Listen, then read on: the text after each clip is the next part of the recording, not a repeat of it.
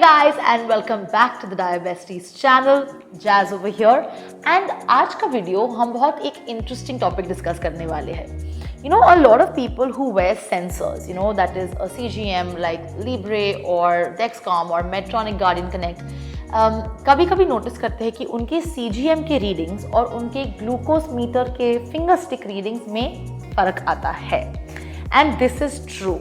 And today we're going to discuss what exactly the CGM is reading, what kind of fluid it is reading and वो difference आपको कभी कभी क्यों नज़र आता है. So let's get into the video. जो CGM measure करता है it is called ISF, interstitial fluid. जो हम फिंगर प्रिक से लेते हैं that is actually we are taking the measure from our blood.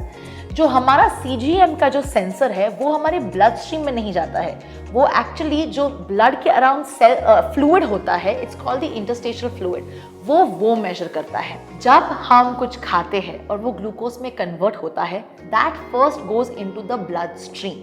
तो the first impact that you find will be in your blood stream for the glucose level changes. उसके बाद after a couple of minutes, after about 10-15 minutes, it then goes into the interstitial fluid. तो जो difference होता है of a finger stick and a CGM, it is actually called the lag, और वो मैं आपको आज समझाने वाली हूँ. इसका example we can give using the analogy of a train. ये है हमारा first car of the train और ये है हमारा थर्ड बोगी. ये हमारा फर्स्ट कार है और ये हमारा थर्ड बोगी है. यहाँ पे आप इमेजिन कीजिए एक और बोगी है. ठीक है, तो ये ट्रेन का एग्जाम्पल. ये जो फर्स्ट कार है ये है हमारा ब्लड ग्लूकोज जो हमारे ब्लड स्ट्रीम से होता है, और ये है हमारा SG which means sensor glucose. ये हमारा इंटरस्टिशियल फ्लूइड से आता है. तो let me now explain how this in action works. जब हमारा स्टेडी चल रहा है, when we have not eaten the meal or we have not taken insulin, these two cards will stay very same. Let me show you how. ये आपका glucose line समझ लीजिए दिन का. ये है अपना ब्लड ग्लूकोज, ये है हमारा सेंसर ग्लूकोज. जब कुछ ज्यादा वेरिएशन नहीं है, मतलब we have not eaten, we have not exercised, we have not taken insulin, ये जाता रहेगा और ये भी इसको फॉलो करता रहेगा नॉर्मली. तो इस पॉइंट पे फॉर एग्जाम्पल हमारा ब्लड ग्लूकोज लेट्स से 110 दिखा रहा है, ये एट द सेम टाइम शायद लेट्स से 105 दिखाएगा, which is almost the same but never exactly the same. अब आप ये देखिए, ये हमारा ब्लड ग्लूकोज सपोजिंग यहाँ पे है 180, यहाँ पे है लेट्स से 140 और यहाँ पे है लेट्स से 110. अब आप ये गाड़ी देखिए, ये हमारा ब्लड ग्लूकोज है, ये आ रहा है और यहाँ पे इस पॉइंट पे हमारा ब्लड ग्लूकोज 180 है पर हमारा सेंसर ग्लूकोज अराउंड 150 होगा. देन लेट्स से हमने यहाँ पे इंसुलिन ले लिया और ये ऐसे जा रहा है. यहाँ पे हमारा ब्लड ग्लूकोज ऐसे 150 पे आ गया है, हमारा सेंसर ग्लूकोज 180 है. तो इसको हम लैग बोलते हैं, और ये लैग आपको ज्यादा दिखने को मिलता है जब ज्यादा वेरिएशन हो रहे हैं शुगर्स में. If it is steady and straight, that time you will not find any variation. It is important to understand that ये जो ज़्यादा variations जब हो रहे हैं हमारे blood glucose में, when we have eaten a meal or when we have taken insulin, तब आपको जो lag है वो थोड़ा सा ज़्यादा महसूस होगा. When your blood glucose levels are steady, that time there will be slight variation.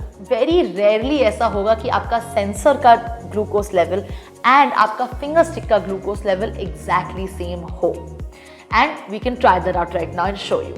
So I'm going to check my glucose level right now with the glucometer, and then I will show you my sensor glucose.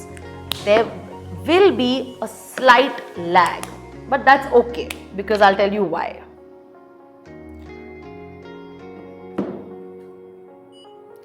See, there you go. My glucometer is saying 109 and my CGM is saying 99.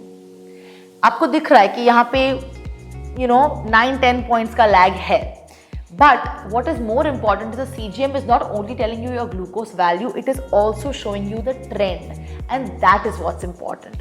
यहाँ पे arrow आपको दिख रहा है steady है, so I know that my glucose is not rising or dropping fast. तो ये lag बहुत ज़्यादा आपके मैनेजमेंट डिसीजन को चेंज नहीं करेगा. Also the most latest CGMs they also have few algorithms which help to get that lag slightly closer.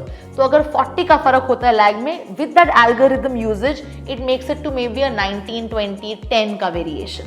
So that is also something that is in process of development. The tip I will give is, अगर आपको लगता है कि आपका body आपको symptoms दे रहा है जो आपका CGM नहीं दे रहा, फॉर एग्जाम्पल अगर CGM बता रहा है कि शुगर 150 है पर आपको हाइपो के सिम्टम्स हो रहे हैं, please do check with a glucose meter, because शायद वो आपने इंसुलिन लिया होगा, बहुत रैपिड ड्रॉप हो रहा है शुगर का और CGM can not keep up with that lag.